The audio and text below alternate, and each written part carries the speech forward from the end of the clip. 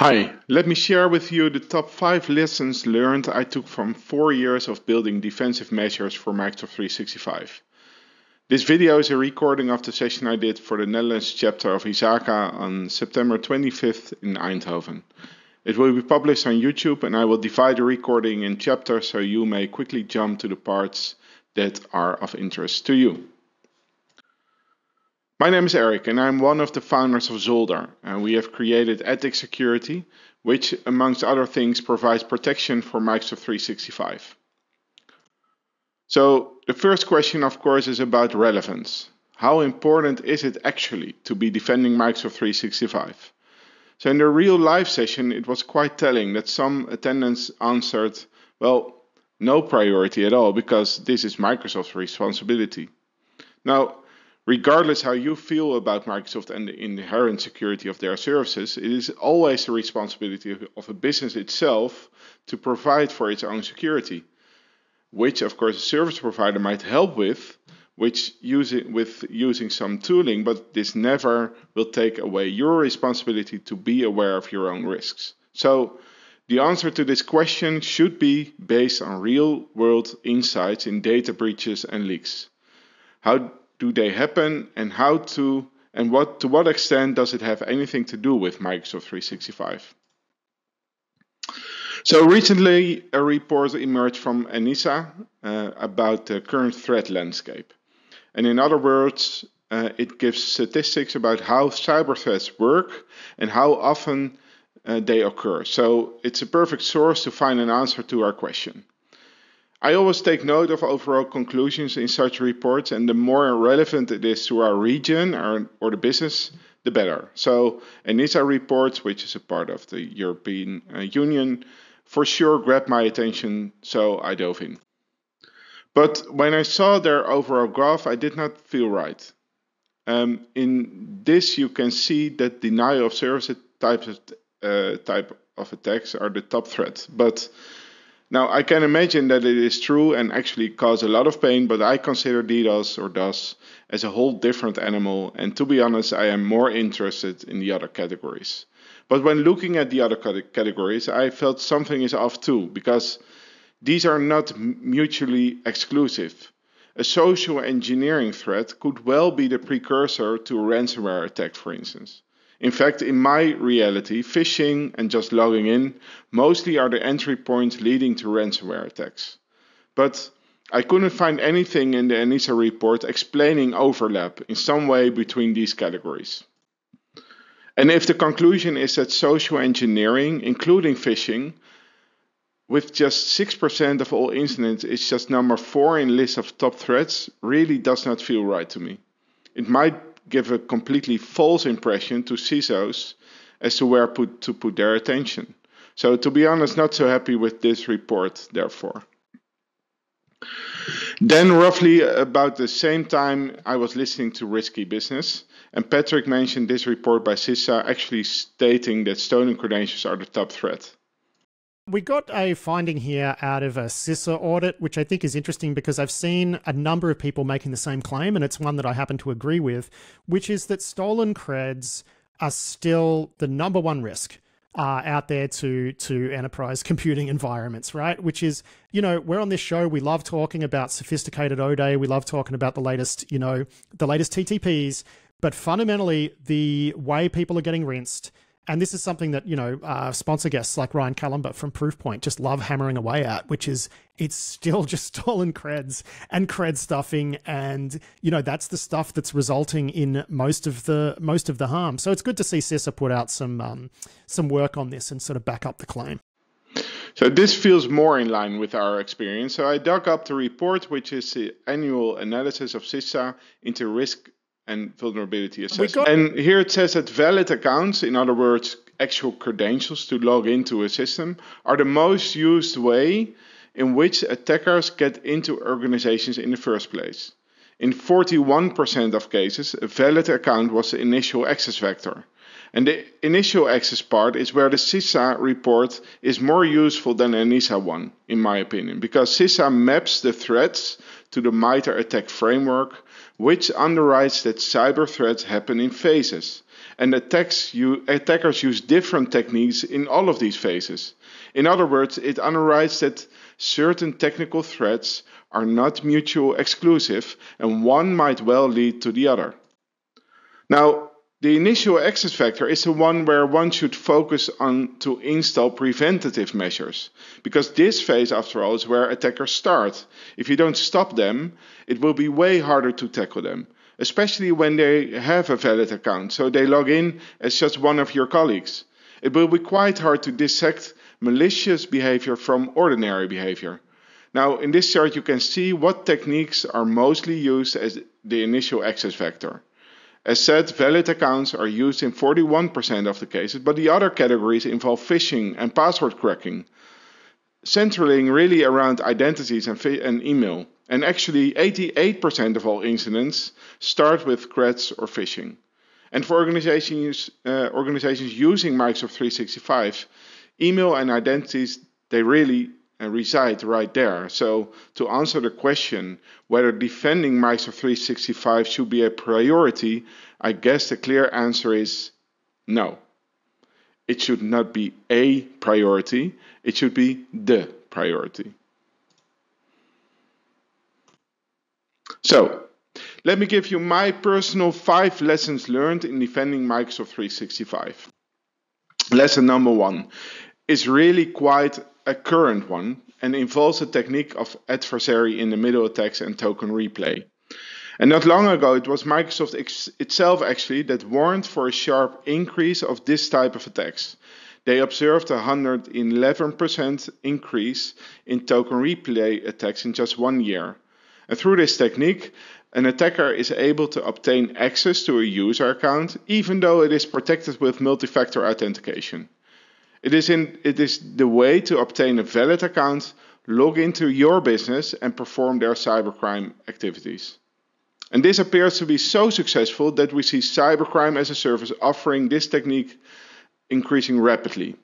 And let me show you how it works. So, in this video you see that someone is trying to log into a website which is not actually running at Microsoft. You see the URL is not a Microsoft one, but it does resemble the login page of Microsoft. And actually it's a live copy of that website, because on this website, the URL that we are visiting, some technique is running there which is called a proxy server, and it basically acts as a website and receives your visit, and then in the background it connects to Microsoft itself and basically makes a live copy of the pages it receives from Microsoft and hands it over to you as the visitor. So you see actually what Microsoft is serving to you. So here the visitor has entered their email address, and now Microsoft knows to what organization you belong and asks for the password. Now the password is entered and also the multi-factor authentication process is initiated. I get a prompt, log in, are you sure? Yes. Now this malicious website now forwards me to the office.com domain, which is the regular and legitimate Microsoft website, but as I did not actually log in, I do not have a session here. So as a visitor, I might now consider that for some reason my login attempt I just finished did not work. I don't know, I just try it again, right? So you might well not be aware at this point that you have already been phished. Now, from an attacker perspective, all the information that was entered into the cloned version of Microsoft is now stored, and the attacker can now get this information from the logs that were entered in their website. And here we already have the username and password, which is just stored in plain text, and we can use those. But obviously, as the account is protected by MFA, this is not enough to actually log into Microsoft. So what also happens is that when logging in, after the MFA prompt is successful, Microsoft basically shares like a cookie session, and this holds like a unique code. And this code basically tells Microsoft that we have a logged in session, and our browser uses this session to keep being logged in. So if I now go to another website of Microsoft, it still uses this session to authorize me, so that I don't have to enter the login information all the time. So a session cookie it is basically some kind of a password, but now it's a logged in version of my password, and I can then simply copy it and perform the authentication again. So now the attacker has copied the cookie, and through some tooling within the browser is able to enter that cookie into its session to the real Microsoft website, and now Microsoft accepts the cookie and just accepts the fact that we have a logged in session and brings me to the actual website of Microsoft for this user. So copying a session token is really the way they would get through the MFA process. Now we are running this particular version of the Evil Jinx software, which is a proxy like that, on a POC website, which you can visit yourself. It's at dscm.dev, and here you can see how this actually works. You don't need to enter all your passwords if you don't want to, but by just entering your email address, you will see that actually you get the login process that Microsoft is supposed to give. So Evil Jinx is one of the tools out there, and although it's out there for quite some time, it's still quite hard for a typical attacker to use it. So this sparks cybercrime as a service. So other attackers that are able to run this kind of stuff and then offer it as a service to other ones that are more script kiddies. So we see Evil Proxy, for instance, offering this kind of tooling, and also Tycoon, and this is increasing. So there's more and more offerings of cybercrime as a service involving adversary in the middle attacks. So what can you do about them? Well, first of all, the things you can do is that you can, first of all, introduce a strong method of multi-factor authentication to log into your Microsoft environment. This strong method of authentication will involve, like for instance, the FIDO2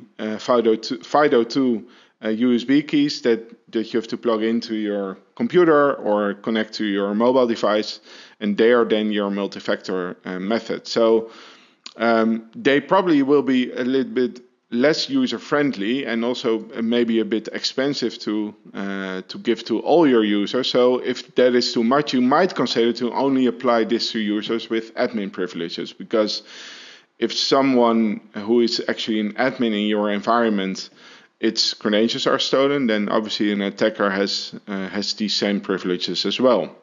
So those are the first accounts you want to add extra strong authentication for.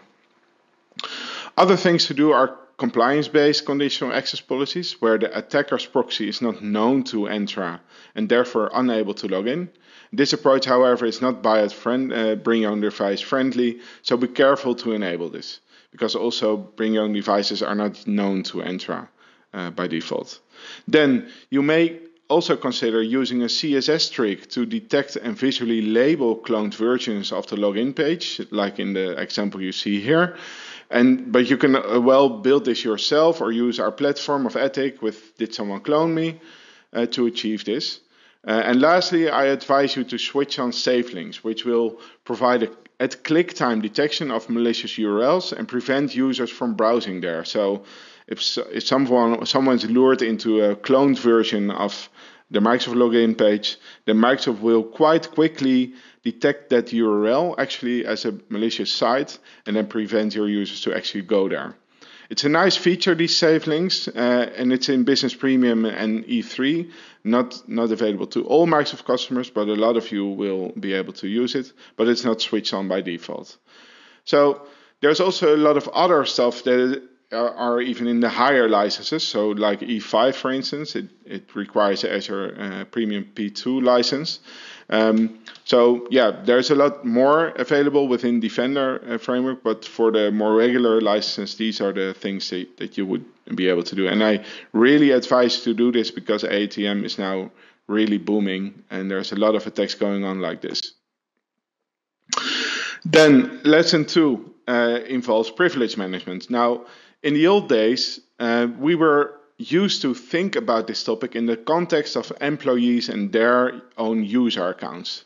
And least privilege, for instance, is the principle of not awarding higher rights to users than they require to perform their job, and which already is hard enough to live by for a typical SMB in reality, but in the cloud this topic has become way more difficult.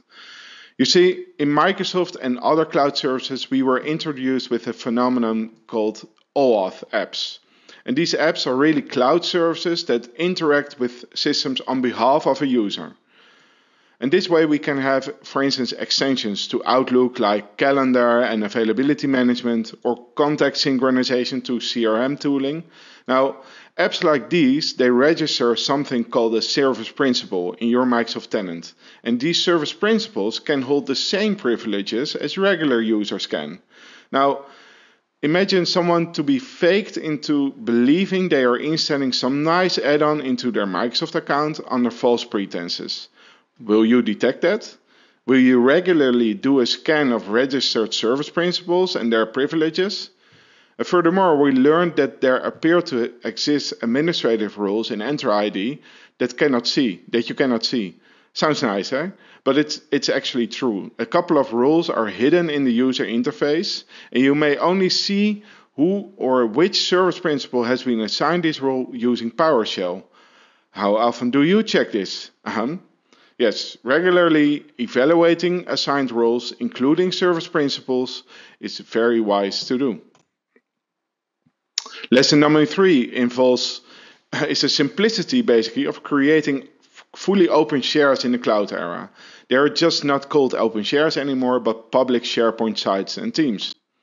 You see, when creating a new site in SharePoint or a new team in Microsoft Teams, you will be asked whether the privacy of it should be set to public or private. And public feels good often, as your colleagues are then able to just open the files in their environment or in their browser. However, often over time, documents and files stored in SharePoint or Teams might grow to contain quite sensitive data. Data that maybe should not be accessible to all colleagues in the first place, but more importantly, it allows an attacker, after obtaining a valid account, to just go into SharePoint and browse through all these sites and see what data is in there. Data like passwords, which allows them to go further down the attack chain, or data that might be useful for blackmailing you into paying a ransom fee. So, make users do not create public SharePoint sites if it's not public data in there. And are you already monitoring for newly created public sites? Lesson 4 and 5 are about making use of the stuff that you are paying for, but is not enabled by default. And first of all, Sentinel, which is a SIEM solution within the Microsoft Cloud. Sentinel allows for log monitoring. You connect sources of logs to it, have the logs synced to there, synchronized and stored in storage and made searchable. And like all SIEMs, storage of logs creates extra cost. However, Microsoft allows you to store some logs of their own services in there for 3 months. This allows you to set up basic incident monitoring around the activity that might involve 88% of the initial attack vector we spoke about. And as you are already paying for this stuff, why wouldn't you enable it? And once it is running and you have your incident handling process in place within your organization, it might be a great starting point to extend upon into other areas of log monitoring. Lesson 5. These are the other make use of what you pay for, and they are about premium features. So they don't apply to all Microsoft 365 customers, but if you use Business Premium or E3, then it does. These features are in your license, but not enabled by default, so take note. First is user impersonation. This is functionality to stop emails that come from outside the organization but are sent from a name or email address that looks like an internal colleague. This typically would stop phishing or pretexting emails that mislead colleagues into believing they received a message from their CEO or CFO, for instance. And what you need to do is register the colleagues for whom you want to apply this detection, and which may be a list of up to 60 users. Now be careful, because if your management is used to emailing themselves from a private account, these might get blocked, or you need to make an exception for those. But still, it's a very powerful feature.